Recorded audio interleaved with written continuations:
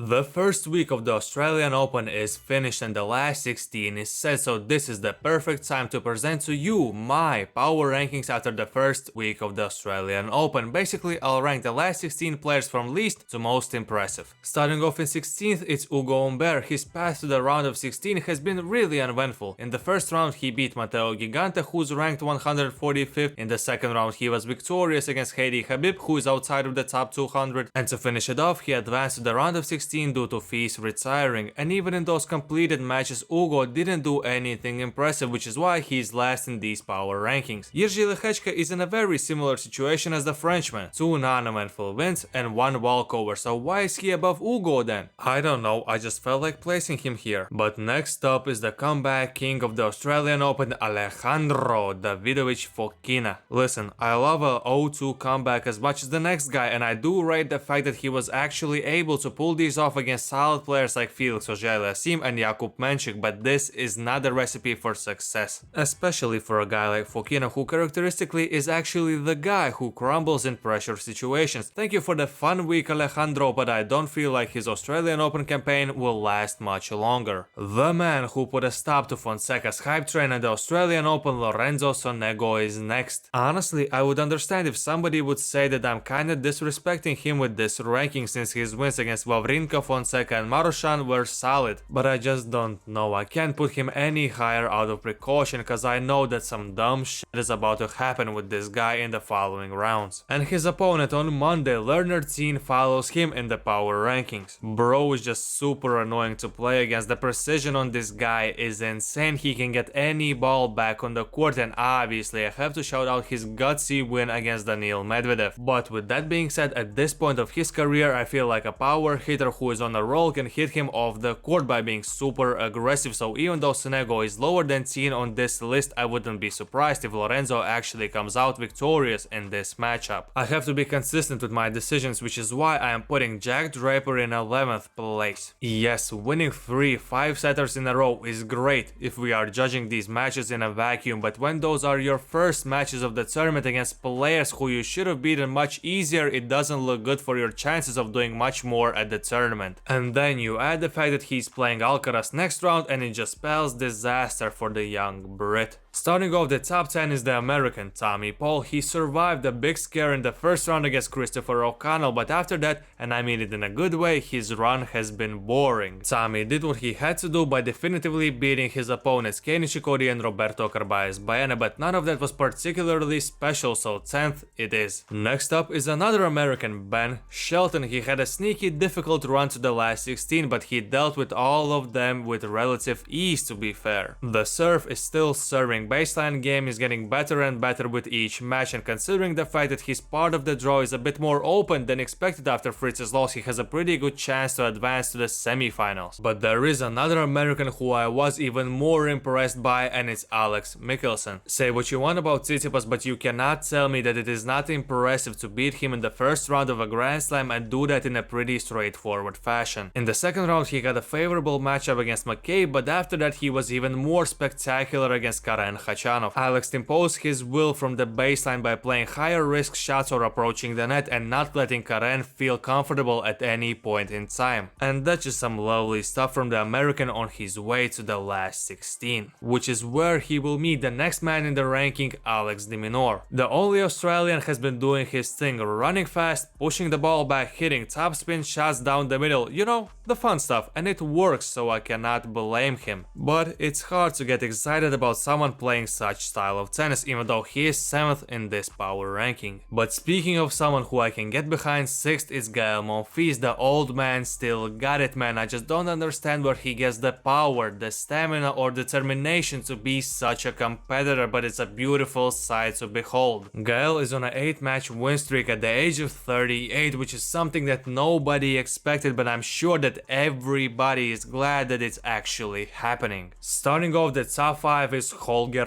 Rune. I cannot lie, I'm on a Rune high right now after his incredible comeback win against Miomir Kecmanovic, but even before this match I was pleasantly surprised by Rune at this Australian Open. Holger has been much more level-headed, determined and mindful of what he is doing on the court. I'm glad to see that he has returned to his aggressive playstyle that seems to be more fitting for him and his abilities. He isn't timid on his shots, he believes in his own sauce, and in general seeing Rune play this well is super entertaining. The effortless forehand bombs that he produces out of nowhere simply leave you laughing at the sheer ridiculousness of it all, and I cannot wait for his match against Jannik Sinner, who is next one in these rankings. And I'm going to be honest here, watching the best players in the first week of a major is kinda boring, so I'll be quick with the rankings of the last 4. Jannik is just outside of the top 3 because he lost a set to School Cat, like what the is that? And third is Carlos Alcaraz, cause buddy is playing a bit too much for my liking, and I fear that it could potentially backfire at least with the lost set, if not the whole match. In second I have Novak Djokovic, who apart from the first set against Zverev has been almost flawless this week, but the constant fitness concerns do not look encouraging, but I guess it's part of the Djokovic experience. And in first I have Sasha Zverev. The guy had the least eventful first week imaginable, which is the best possible scenario for a player who is hoping to win the title. So these are my power rankings, let me know what you think of them in the comment section down below, share your opinion on the last 16 as well, like the video, subscribe to the channel, and until next time,